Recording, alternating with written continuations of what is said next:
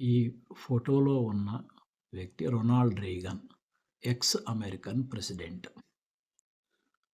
ఈయనకి విపరీతమైన మర్చిపోయే మతిమరుపు జబ్బు అల్జైమర్స్ వచ్చింది. అల్జైమర్స్ డిసీజ్ వచ్చింది. చివర్లో ఈయన తన కుటుంబ సభ్యులను కూడా మర్చిపోయాడు.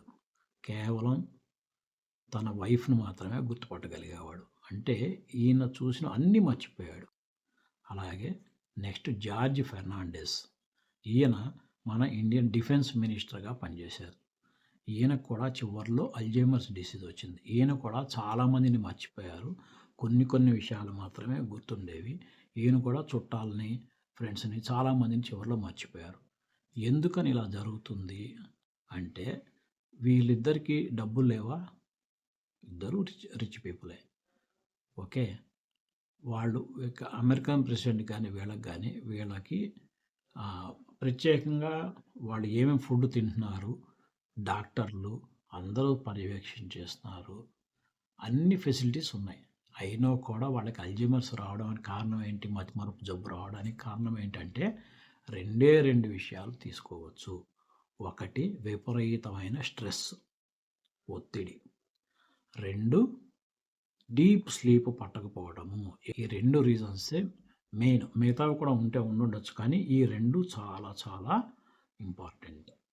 అందుకని వీళ్ళకి వచ్చిన మతిమరుపు చాలా తీవ్రమైంది. కుటుంబ సభ్యులు కూడా మర్చిపోయేవాళ్ళం.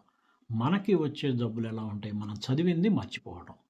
దీనికి కూడా కారణం ఏంటంటే 1 ఒత్తిడి, 2 దీర్ఘమైన డీప్ డెల్టా స్లీప్ పట్టకపోవడము. ఈ 2 విషయాల్ని మీరు గమనించి ఓకే మీరు జాగ్రత్త తీసుకోండి. పరీక్షల గురించి ఒత్తిడి తెచ్చుకోవద్దు. ఎప్పుడు ఏమనుకోవాలి? నేను ఎగ్జామ్స్ బాగా రాస్తాను. ఈసారి ఎగ్జామ్స్ బ్రహ్మాండంగా రాస్తాను. నాకు బ్రహ్మాండమైన మెమరీ ఉంది. నేను చదివినవన్నీ గుర్తుపెట్టుకుంటాను. ఇలాగే పాజిటివ్‌గా అనుకోండి. ఓకే. ఇది ఇలా అనుకుంటే మీకు ఒత్తిడి దరి చేరదు. పైగా సాయంత్రం ప్రతిరోజు ఆడుకోండి. ఫిజికల్‌గా ఆడుకోండి. చదువుకున్నా కూడా 1 గంట, 2 గంటలు ఆడుకుంటేనే మీ శరీరం బాగా ఎక్సర్సైజ్ అయితేనే రాత్రి బాగా నిద్ర పడుతుంది. ఈ 2 చేస్తేనే మీకు మెమరీ బాగుంటుంది. కాబట్టి ఈ 2 ఫాలో చేస్తూ ఉండండి.